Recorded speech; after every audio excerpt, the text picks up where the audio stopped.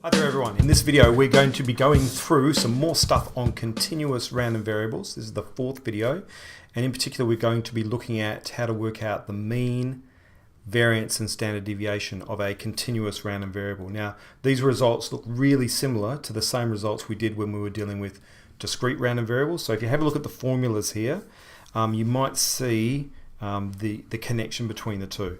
For a discrete random variable, we said the expected value of x was the sum of the x values times the probabilities.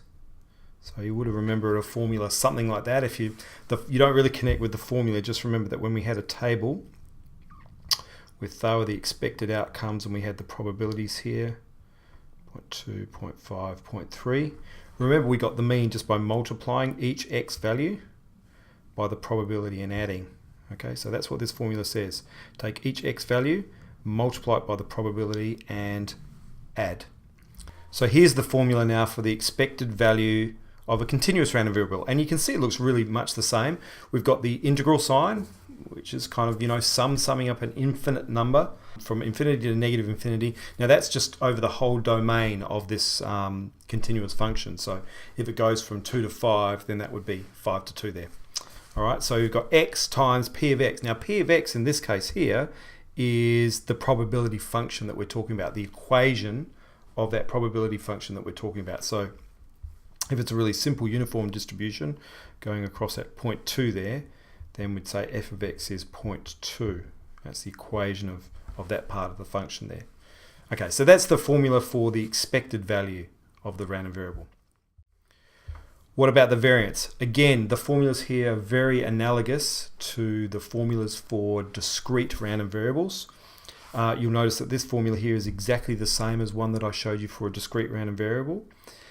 We also said that it could have been the expected value of x minus the mean squared. So we're really looking at the taking each value and subtracting off the mean and then squaring them and adding them all up. Here's the three formulas. Same idea, take each value, subtract off the mean and square it, multiplied by the probability of each value. This one, second one here is the same, expected value of x squared minus the expected value of x squared. That's just the mean there. So, or you could look at the formula like this. So it's the integral. So the expected value of x squared is just x squared times the function minus the mean squared. So I'm going to show you how all these formulas work in a few different examples and do both the top one and the bottom one so you can see how they work.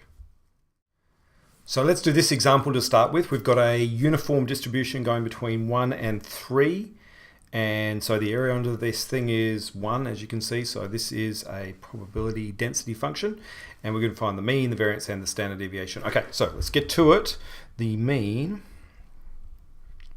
is the integral. In this case it's between 3 and 1 because that's the limits of this where the probability density function is defined, and the formula just says x times f of x. So x times f of x dx. Now what is f of x in this case? F of x in this case is 0.5. That's the function there. Y equals 0.5, or f of x equals 0.5. So that's a really easy function that we can put in there. X times 0.5. Okay, so you're just putting in the y equals bit, that bit after y equals, the function there, which in this case y equals 0.5. So this is an easy integral to do. I could put the half out the front. It's just the integral of x with respect to x, so it gives me x squared over 2 between 3 and 1. So I could call that x squared over 4 between 3 and 1 times it by half. So we've got 3 squared over 4, so that's 9 over 4, minus 1 squared over 4. Oops. 9 over 4 minus 1 over 4 is 8 over 4, which is 2. So the expected value of this function here was 2. Now, did we need to go through all that? No, of course not. We can see that for a uniform distribution, the mean is halfway between the endpoints, only if it's a uniform distribution. So just showing you there that the formula does work. And that you get the correct expected value. So what about the variance though? That's a little bit different. So the variance of x, let's do that. So the variance of x is, let's do both formulas. So we've got the integral from 3 to 1 of x minus the mean squared times f of x dx. Okay, so this formula here, if I just flash back, is really the top one there, x minus the mean squared times p of x, or f of x. Okay, so in this case here, x is our variable, the mean we've just worked out is 2, and f of x is 0.5. Okay, that's the y equals thing. In this case, y equals 0.5. So if I chuck the 0.5 out the front there, we've got the integral from 3 to 1 of x minus 2 squared dx. Now we could use the chain rule here. I'll put this as a half, it's nicer. So we've got x minus 2 cubed over 3 between 3 and 1. Now notice if it was 2x, I'd have to multiply by 1 over 2, the reverse chain rule. But here that we don't need to. So we've got x minus 2 cubed over 6 between 3 and 1. So put 3 in there and I get 1 cubed over 6. Put 1 in there and I get negative 1 cubed over 6, so that's just negative 1/6. So 1/6 plus 1/6 is 2/6, or 1/3. So the variance here is 1/3. The standard deviation of x is just the square root of the variance. So the square root of 1/3, or 1 over root 3. So here's the second way of doing this. So this is the same as the formula for discrete random variables, where we had the expected value of x squared minus the mean squared. So this one here a lot of times will end up being a little bit easier to do. So be the judge here. I think it's a lot easier. So we're doing the integral from 3 to 1. So it's the integral from 3 to 1 of x squared times f of x, which is just 0.5, minus the mean squared. And we know the mean here is 2. So normally in this question you would have worked out the mean first anyway. So we've got a half out the front.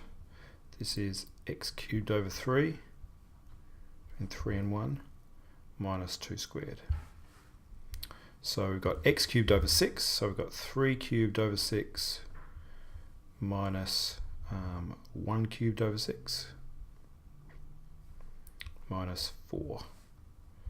So 27 over 6 minus 1 over 6 minus 4. So I've got 26 over 6. 4 is 24 over 6.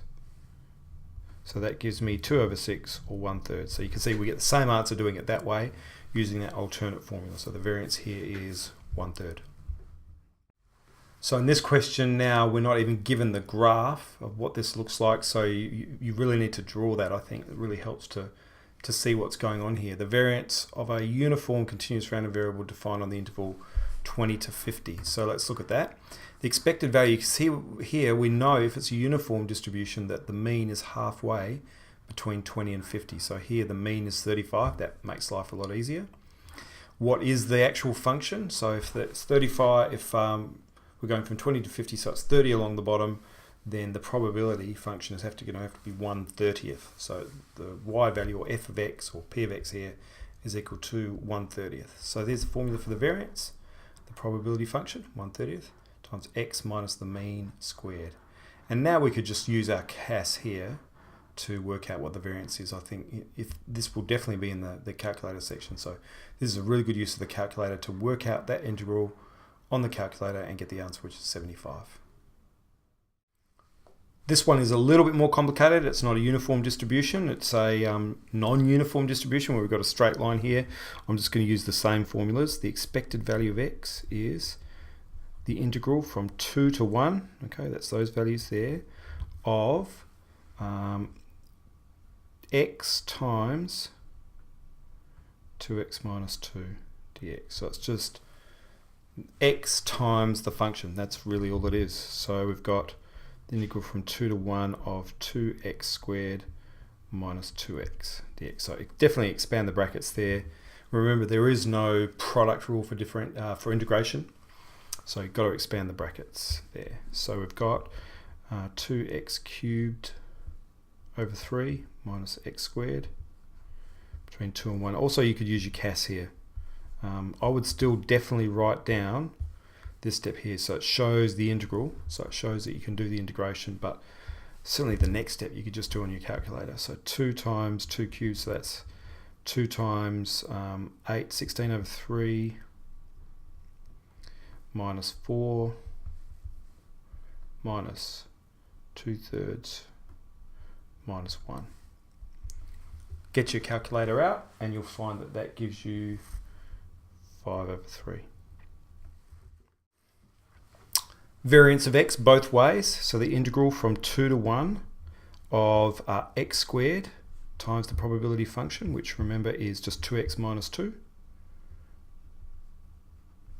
minus the mean squared, which is 5 over 3 squared. Okay, so we've got the integral from 2 to 1 of 2x cubed minus 2x squared dx minus 25 over 9 there. So again, do the integration 2x to the 4 over 4 minus 2x cubed over 3. You can all see what I'm doing now, right? 2 and 1 minus 25 over 9. Okay, so then we definitely use your CAS here. So just put this in on your CAS. That'll give you a value. Write that down, minus 25 over 9. And you should get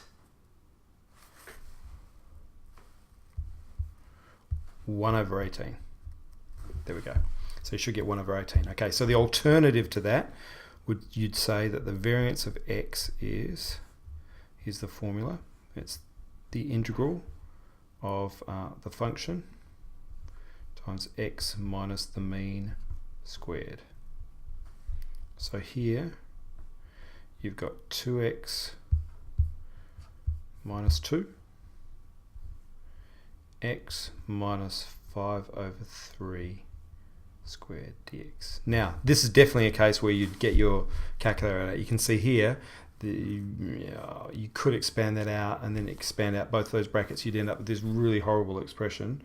So this one is definitely something that you do on your CAS. 1/18th, and the standard deviation would just be the square root of the variance.